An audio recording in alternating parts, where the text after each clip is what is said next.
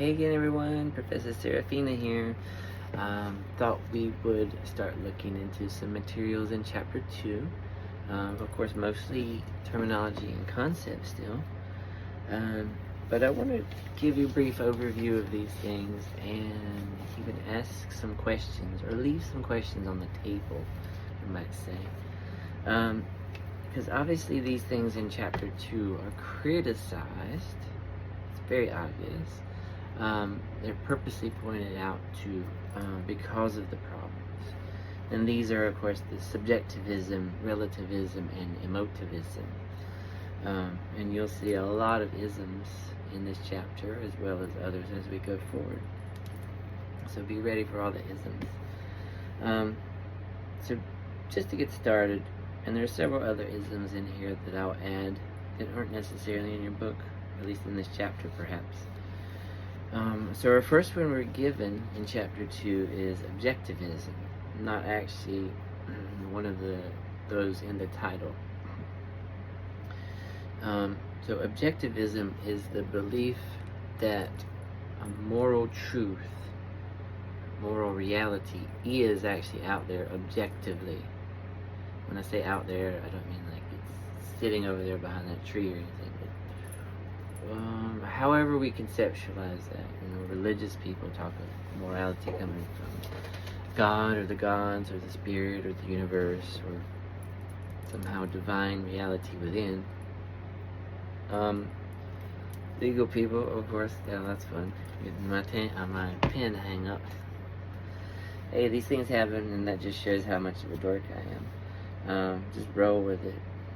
So anyway, objectivism thinks there's an actual objective moral reality or set of moral principles, a universal morality, right? And this, of course, ties into the idea of universalism, right? That there is an objective, rational, and universal morality for everyone in every place, every time, every situation, right? So these are two big abstract and have a little crossover, but not necessarily the same thing. Objectivism, there's an objective truth we can find. The methodology and everything else is kind of left after that. But this is the idea, and coming from an objective point of view, as scientists say, there's an objective truth out there. We just have to hone and use the right skills to discover what it is. Now, of course, on the other side, religious people say that source, the divine source, however they name that, right? Now, just a little word right there that these two aren't mutually exclusive. They're not separated completely. You can totally be religious and be a scientist, or vice versa. The Big Bang Theory itself was formulated by a Catholic priest, a Christian. A lot of people don't seem to know that, and there's no qualms, no problems in fitting this in with theology. When I was at community college, I had to take 2 biology classes, and one was taught by an Indian American who was Hindu, and she wore sari, traditional dress, and the bindi. And the other biology instructor was a Christian. Neither of these, especially the Hindu, have any problems with what science says. Hinduism and science discoveries actually fit pretty well together. It's something about Hinduism that actually does seem to have a little more in touch with things. In other words, beside the point, I don't want to make it a religion studies class. So, the opposite of objectivism is, of course, subjectivism. So I'm kind of not taking these in any particular order. But we are subjects. We are considered subjects, and even in a writing and grammar, we use subject, predicate-object agreement in our grammars. When we talk about ourselves, we are in a subject position, and on and on and on. There's a lot of overlap between grammar and language and argumentation and philosophy, especially in the area of philosophy of language. But I digress, and I might often do that. I do tend to have random thoughts and such. So anyway, subjectivism is, it's just my thought and my subjectivity, and whatever yours is in yours, and that person, on and on and on. So we have everybody, right? And where this comes up in the materials in the book is subjective relativism. So technically it's relativism, and the subjective part is like the modifier, the adjective, if you will. So relativism in general suggests or argues that moral truths, if there is such a thing as truths at all, are relative to some other circumstances or situation. So, subjective relativist is one who thinks, sure, all this stuff is relative to the situation or the circumstances or the person. So what might be right for someone else might be wrong for me or someone else, and vice versa. So the subjective relativist is thinking about themselves, really, how things work for them only. Is it good for me? Is it bad for me? Do I care what other people think? You might sometimes, but for the most part, no. In different cultures, it kind of bleeds over into the cultural relativist position as well. We could probably see someone who has a subjective relativist position and then is also a cultural relativist. For example, the article at the end of this chapter on female circumcision, it's a cultural practice. It's not a religious practice. It's not part of Islam. It just so happens to be in a few countries or cultures where it's predominantly Muslim that these things occur. Primarily in African cultures. Not all of them, of course. There's so many. But we see sort of this overlap, and when that way it's presented on the news, you kind of get a feel that it's part of Islam, at least sometimes. But it's really not. And I might have already mentioned this, and it is a big deal for me, at least for you to think about. When you get to that, try to replace that word in your mind, circumcision, with castration. These two things are not at all the same. Circumcision, as you know, is removal of the foreskin of the penis. Castration, of course, you just remove the whole thing. And this is what takes place with what has been termed female circumcision, because the clitoris is literally removed. It doesn't remove skin around it, it removes the whole thing. So that terminology is a bit tricky, but that's a side point on that when you get to read that. My point in bringing it up here is this cultural relativist part.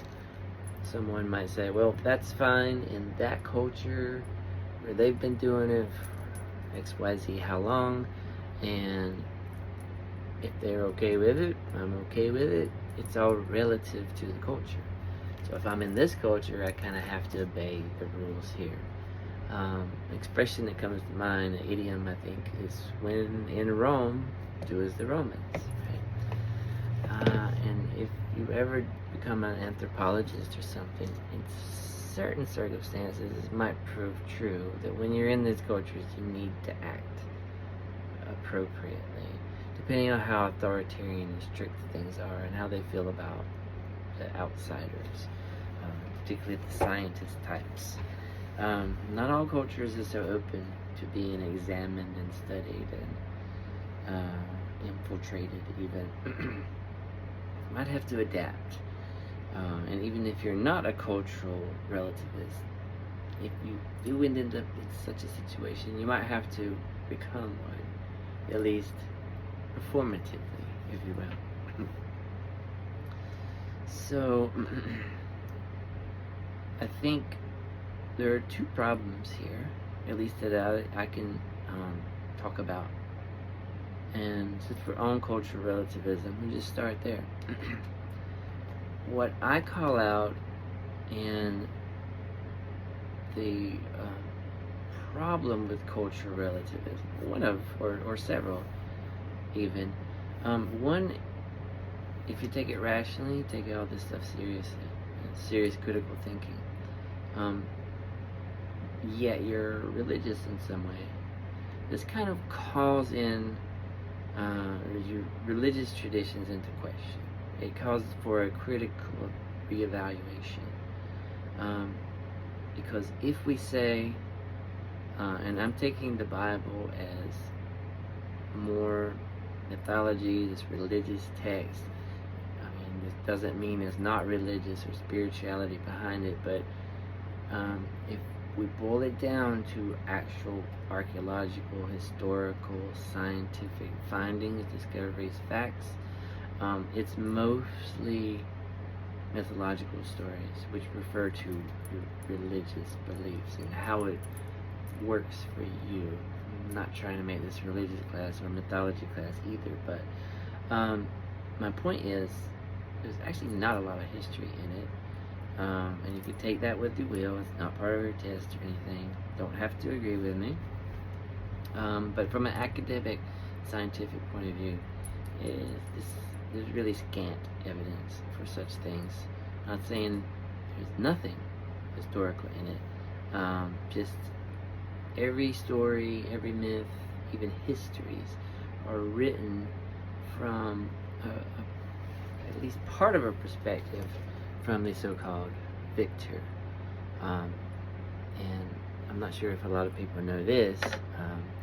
The wicked irony of that statement that history is written by the victors is attributed to Napoleon Bonaparte himself, who, as we know from history, was a conqueror, a colonizer, an emperor, become an emperor. Yeah, I think he got to rewrite history, and kind of big ego there. Even coming out and deliberately saying it, like, okay, so it's suggesting that even you changed history. But enough about that. So my point here in relatedness to religious aspects is, just take the Bible for example. It's probably what we're most familiar with, at least some of us, not everyone. If you look at these stories, particularly in the so-called Old Testament, and you might want to keep in mind that traditional Judaism, it wouldn't call it the Old Testament, and of course what we call the New Testament isn't part of the Hebrew Bible at all. Countless explanations by rabbis as to why Jesus is not the Messiah and all that. Again, not a religious class, but if you look at these stories where something is being commanded to be done or to not be done, the Bible allows for quite a lot of stuff that we don't agree with today. The Bible allows for slavery, for example. Certain stories in the Bible were even used by Southern ministers during the time of the antebellum, during the Civil War, and even thereafter, to justify slavery in the United States. And some of these mythic stories were even used. The curse on Canaan, Ham's firstborn. It's a really tricky story there that the son actually raped his father Noah, and so in the process of him waking up from his drunken stupor, the night before he puts a curse on his son's firstborn son.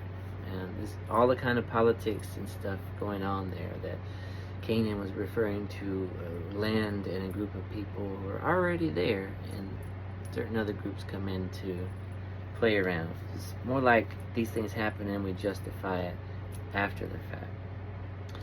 Anyway, rambling a little bit, my point is, if you look at these things in the Bible, such as justification for slavery, for beating your wife, one commandment, if you have what we would call today a disobedient or rebellious teenager, it literally says stone them to death. In certain circumstances of women being raped, they are the ones that get stoned to death, not the rapist. It depends on the circumstances. There are many different stories and perspectives on these things. So my point here is the cultural relativists would say, yeah, that's okay in that time, in that place, but it's not okay here, this time, this place. But see, that calls into the question, if you take these religious traditions which hold these things, or say these things in their texts, as infallible truths that directly stem from an ultimate source, such as God or universal principles, natural law. There are all these different interpretations of where our instinct or inclination to morality even comes from. So, all that aside, what we're dealing with here is, kind of saying, yeah, it was okay at that time. And the difficulty lies in the person who still believes that whatever was written was infallible. It is directly immediate from the source. And this brings the problem in. Because if that's true, then what was spoken in part of the text, by default of the definition of that belief, you're kind of suggesting that it's still okay. Because if God or natural law or the spirit or the universe, whatever, commanded this, then, and it doesn't change over time, then you run into this problem. Okay, so we don't believe in these kinds of practices anymore. We don't stone people to death, especially if it's a teenager being rebellious. Especially don't stone to death rape victims or other kinds of victims. And as far as my understanding goes, it's a minority of places, but my understanding is there's still some sort of remote, I guess you could say, remote places in traditional Middle Eastern society where this is still can be practiced. Over a decade ago, I happened upon some videos online of actual real-life stonings, and I think I lost part of my soul watching that. It is so horrendous that I can't even imagine why someone would want to punish or execute someone in that way. These are things that you can look up on your own, and very traumatic, very brutal. And think about this, right? If you've never seen it, and it might even be best not, depending on the circumstances, and I saw two females getting stoned for different reasons. And one was that they dug a hole in the ground and stuck her in up to her waist or so in here and buried her back in, and then people just took their turns throwing big rocks at her head until it cracked open. Another woman was buried all the way to her shoulders and neck. Like, I just don't think I could even do it, regardless if I was brought up in this custom and tradition or not.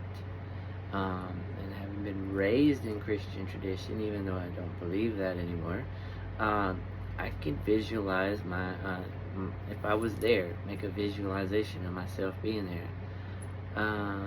Maybe even see Jesus there. Like I could say, he said,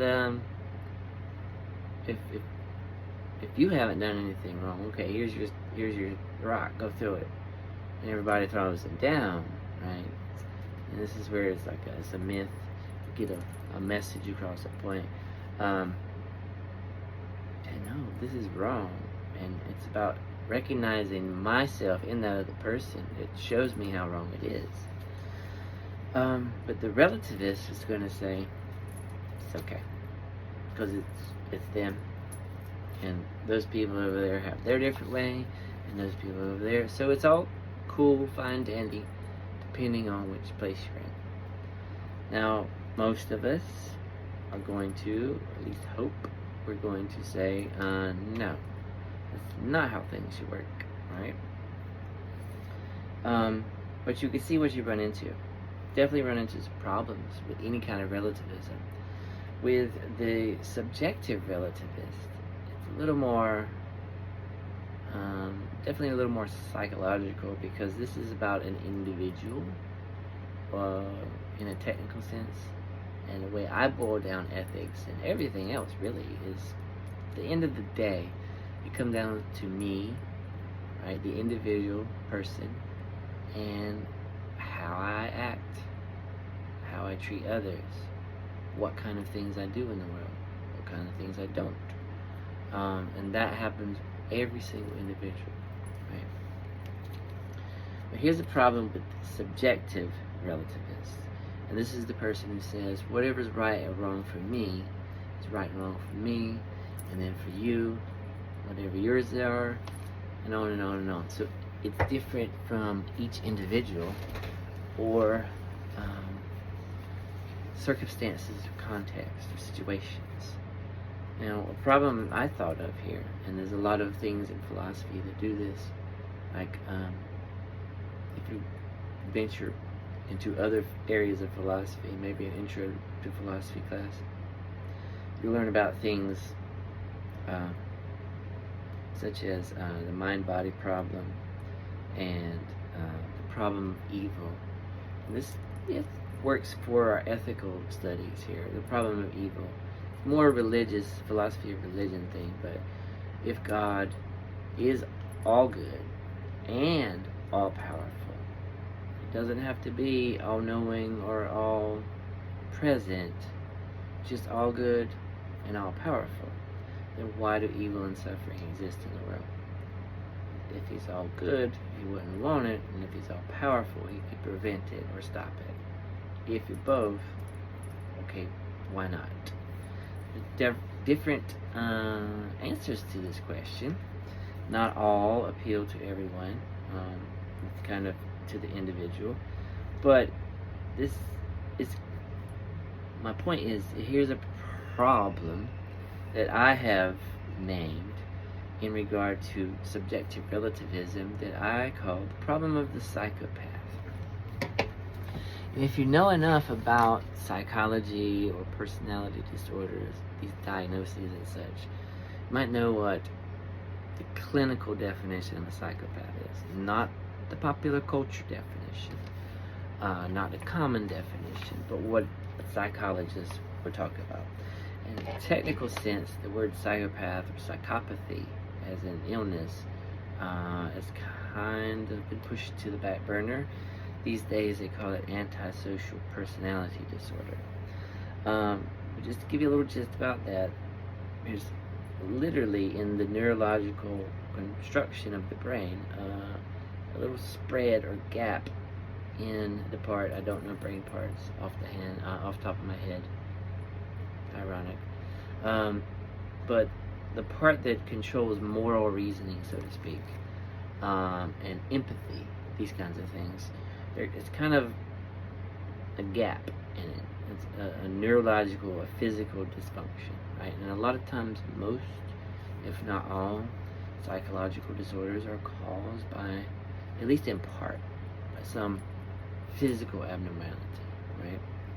This also is a problem with ethics, because how do we hold people responsible or accountable, and accountability be justified in punishing them in light of certain mental health situations, complications, issues, disorders, diagnoses, combinations of things. And these are a little more in depth in the legal system. Like, at what point do you decide who's competent, who can be punished, who can't? Right? We even have the insanity defense, which is completely legal. This is not in psychology. Insane is a legal term, not a psychological term. And I don't know the exact definition, but I think it's something to the effect of in the moment, in the heat of the passion and the emotions, you were driven mad to kill or whatever. Like, honestly, I just don't buy it. I don't understand why this is even a legitimate excuse. It's not a psychological thing in the first place. Can't verify that. And I know, I kind of feel if I did it, then I would be in trouble, regardless of emotional dysregulation or whatever. That, okay, you kind of have to be mindful and be respectful. The problem here is, on maybe 2 or 3 sides, is the person with antisocial personality disorder literally has a gap in the brain where moral reasoning is, or empathy, should I say, at least. And one of the characteristics of many that need to be met for a diagnosis is this lack of empathy. You can't relate to other people's feelings. I don't want to say emotionless, but kind of cold when it comes to sympathy, empathy, compassion, this kind of thing. Take, for example, Charles Manson. You know, he's put on a pedestal, a weird pedestal, as one of America's most notorious serial killers. He didn't kill anyone, though. That's one of the problems. But he did have antisocial personality disorder.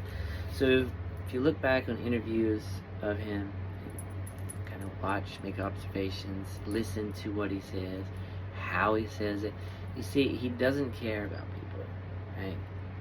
He cares about an ideal that he has, which is probably a bogus ideal anyway. And his whole point or purpose in interacting with other people was to get some gain from them, right? So I say he didn't kill anyone.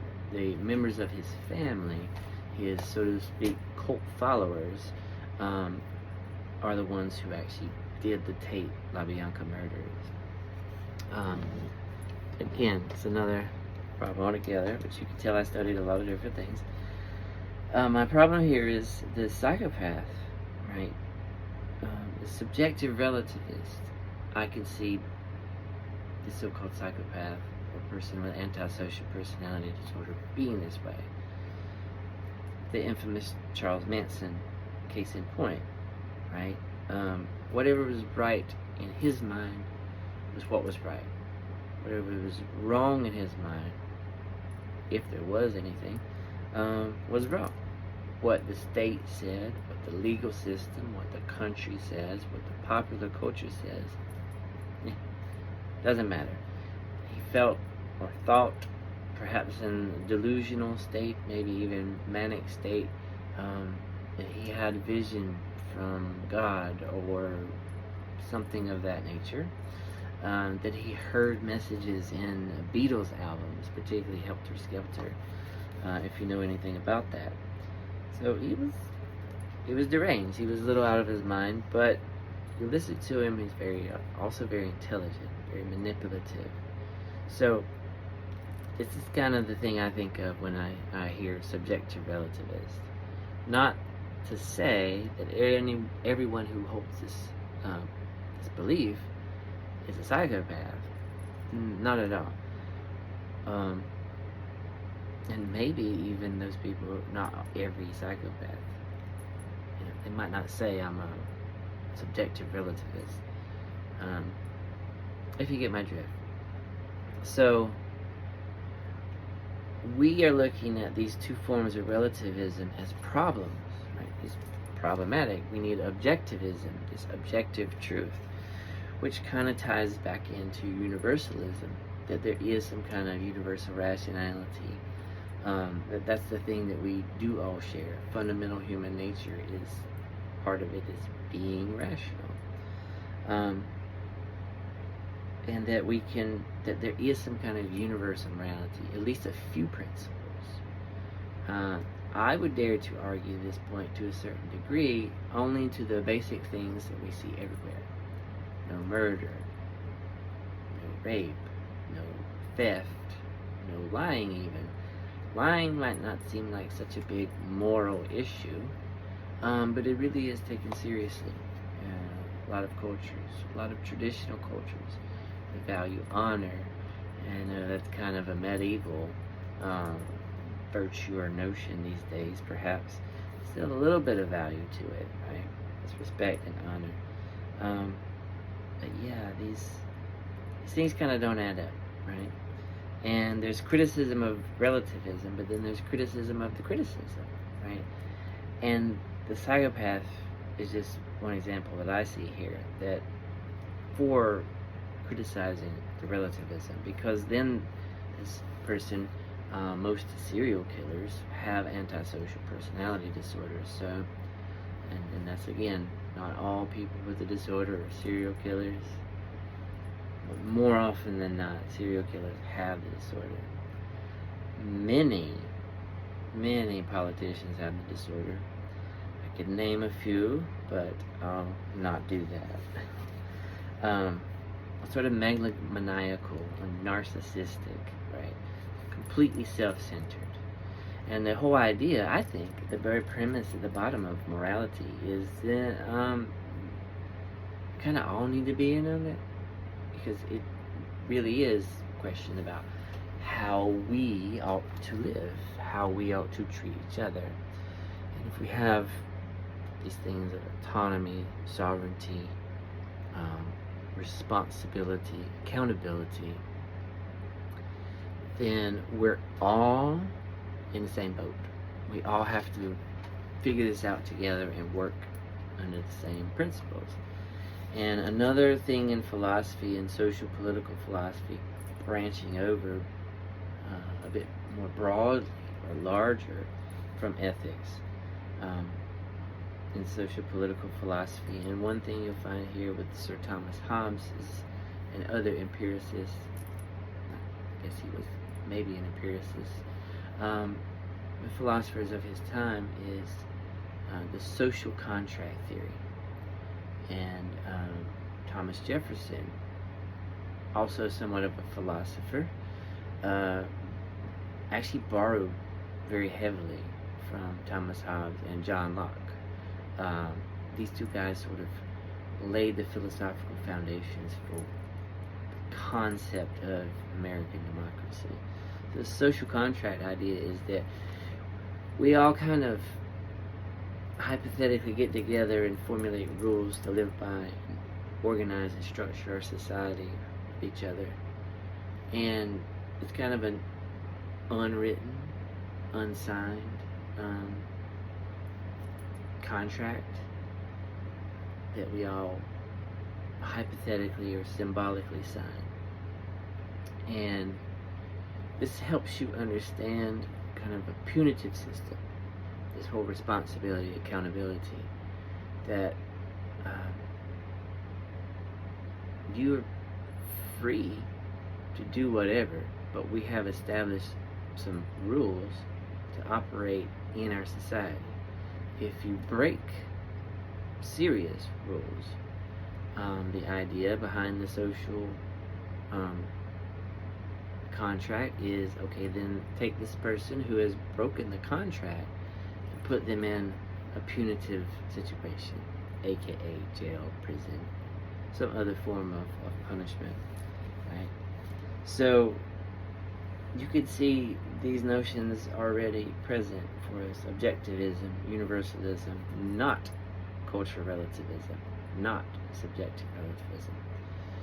In certain circumstances, and it's maybe not so much an actual moral question, there are other ethical questions that aren't moral or related to morality. And there are things like custom, tradition, etiquette, manners, these other things it would definitely be touched on in my PowerPoint, but perhaps in the book as well. And you need to know a little bit about these just to make distinctions. So not all of these things might be considered illegal in our country. In Haitian, or let's just say in broader term, Caribbean types of voodoo practices, there are some practices that our society just does not agree with. And I remember, I think this was on an episode of Law and Order, where there was a Haitian American, some other Caribbean island, voodoo priest, and they still had some rituals performed in secret. One, of course, was a chicken sacrifice, and I think there's had something else to do. Yeah, there was a negative message or a curse placed with a cow's tongue nailed to something, if I recall right. And my point of bringing up that is in that episode, and I think this was based on a true case, real life case, that very thing was put under scrutiny. We have religious freedom in this country, regardless of what your religion is. However, we don't deal with sacrifices and mistreatment of animals and such as that. We're okay with eating chickens, and if you kill a chicken, we're in the rural South. Lots of people still kill their own chickens to eat. So that's kind of a different story. But if you're just sacrificing chickens, or maybe even cows, but I don't think that was the case with the tongue. I think that was purchased at a butcher shop. Yeah, where do we draw the line, right? You have freedom of religion, religious beliefs, practices, organizations, rituals, everything. And there's this fine line. Okay, don't want you sacrificing chickens. And this is true also of certain Christian denominations, such as, and I apologize if I'm getting one mixed up with the other. It's been a while since I really dug into these particular groups.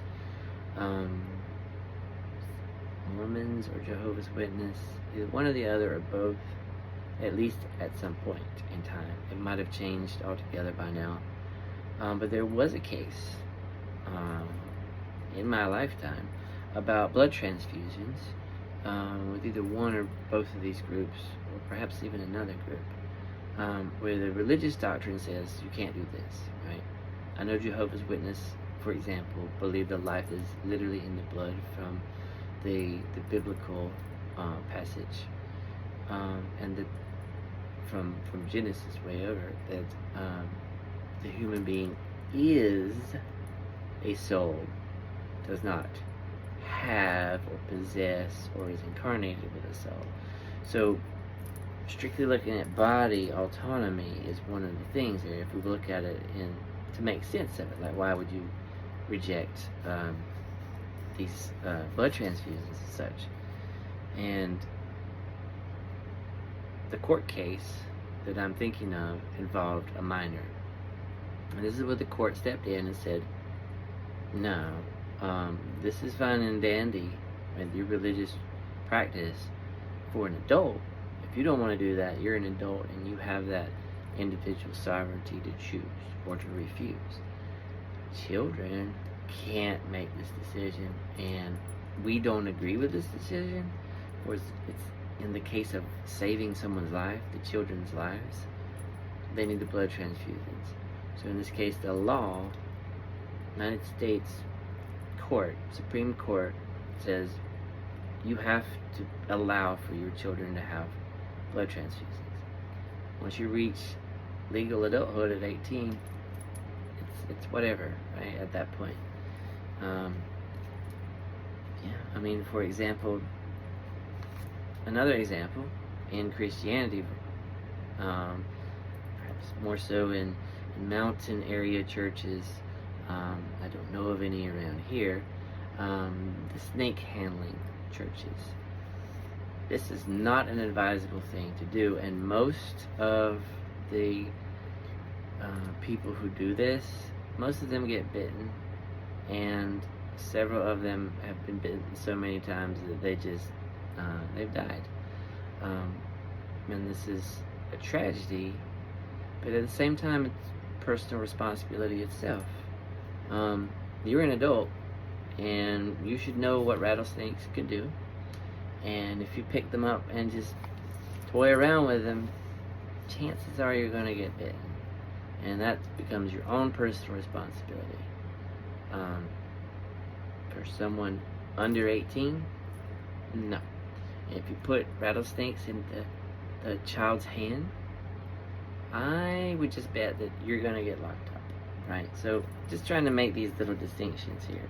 Sometimes law has to come in and step up to certain religious practices.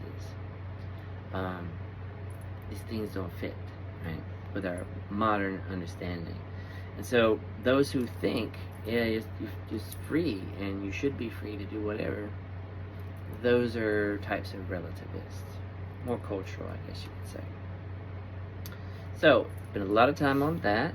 That's quite a bit of time, but I hope that unpacked that very well. And I briefly mentioned universalism, which of course is related to objectivism. Just remember, objectivism, objective moral truth. Universalism, universal moral truth, or moral principles at least. Or at the bare minimum, universal rationality for all of us to come to understanding, or try to figure out what all this is, right? There's also something, I'm not sure it's mentioned just yet in your book, called absolutism. As this word suggests, it's absolute, an ism of absolute. And this is the belief quite opposite of relativism, the extreme opposite, which says not only are there moral truths, facts, objectively and universally, but also absolutely. Right? And this is very authoritarian take, that lying is wrong for everyone, everywhere, every time, any circumstance, every circumstance, or situation, regardless of outcome, aka consequences. Like we'll look at the consequentialist ethical theories. Regardless of anything else, it's wrong, it's wrong, it's wrong. Doesn't matter if you're trying to save someone's life or whatever the case may be. Your intentions may be well and good and great even. The idea in absolutism is it's still wrong, right? Go back to biblical passages. You can see this absolutism present. Right? This is the law, and you do this or you do not do this. Period. It's it, right? Relativism, of course, that extreme opposite. Everything goes. Absolutism,